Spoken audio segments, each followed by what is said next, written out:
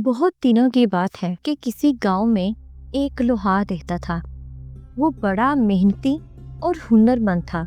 वो दिन भर अपनी भट्ठी पर काम करता और गांव भर के लोगों के लिए अच्छी अच्छी चीजें तैयार किया करता था। बर्तन बनाने के साथ साथ वो औजार और हथियार भी बनाता था। सब लोग उसकी बनाई हुई चीजों को बहुत पसंद करते थे। लोहार के पास हुनर तो था, लेकिन वो बड़ा घमंडी और मगरूर इंसान था।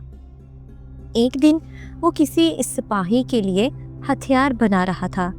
हथियार बहुत खतरनाक और तेज था।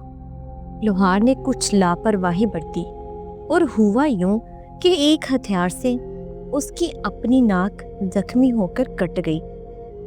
लोहार चूंकि बड़ा मगरूर इंसान था, उसे अपनी सूरत पर बड़ा नाज था। अब वो बहुत घबराया और खुद से कहने लगा, हाय अफसोस, अब मैं इस कटी हुई नाक के साथ लोगों के सामने कैसे जाऊंगा। वो अपनी चोट की तकलीफ को भूलकर अपनी सूरत के बारे में सोचने लगा।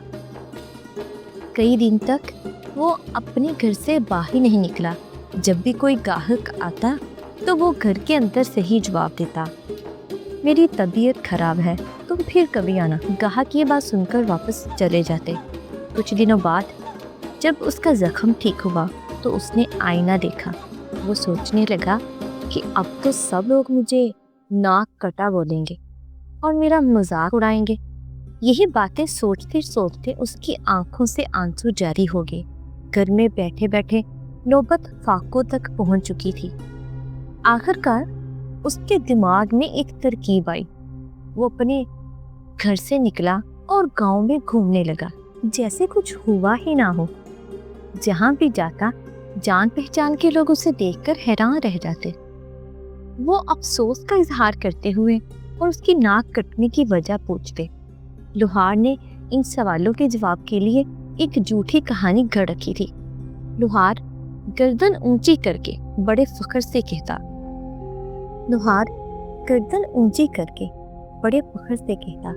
भाई अब तुमसे क्या छुपाऊं।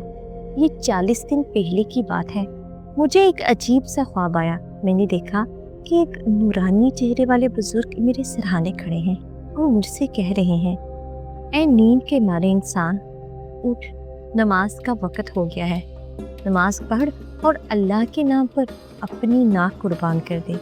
अगर तू ऐसा करेगा तो अल्लाह ताला तुझ पर मेहरबान होकर तुझे बड़ा दीदार करवाएंगे। जब मुसलसल 3 दिन यही ख्वाब आया तो मैंने इसे अल्लाह का हुक्म जाना और फिर अपनी नाक कुर्बान कर दी। अल्लाह की राह में तो इसके नेक बंदे अपनी जान तक कुर्बान कर देते हैं और उब तक नहीं करते। तो मैंने भी खुशी खुशी अपनी नाक कुर्बान कर दी। अब गांव के भोले भाले लोग उसकी बातें सुनकर हैरत से पूछते, क्या सच में तुमने अल्लाह का दीदार किया?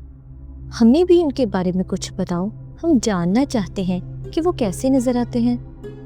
लोहार बड़े फख्र से जवाब देता, दोस्तों क्या बताऊं, अल्लाह का दीदार तो हज़रत मूसा अलैहिस्सलाम भी ना कर सके। मैं तो एक गुनाहगार बंदा हूँ। बस इतना जानता हूँ कि हर तरफ नूर ही नूर था। गांव के लोग ये सुनकर लोहार से बहुत मुतासिर हुए और कहने लगे, भाई तुम तो बहुत खुश नसीब हो जिसे अल्लाह का दीदार नसीब हुआ। वो आगे बढ़कर लोहार के हाथ चूमने लगे। लोहार ने मजीद कहा, वो बुजुर्ग जो मेरे ख्वाब में आए थे, इन्होंने मुझसे ये भी कहा था कि गांव के सब लोगों से कह दो कि अगर कोई भी अल्लाह के करीब होना चाहता है तो उसे भी चाहिए कि अपनी नाक कटवा ले।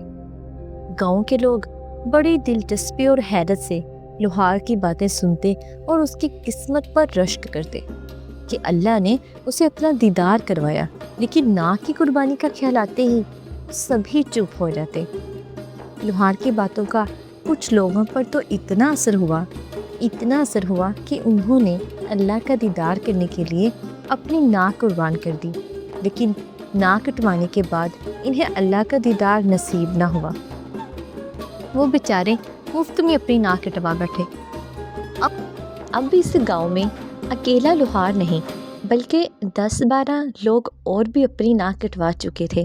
गांव के बाकी लोग इन्हें देखकर हैरान होते और पूछते, क्यों भाई, क्या लुहार की तरह तुम्हें भी अल्लाह का दीदार नसीब हुआ?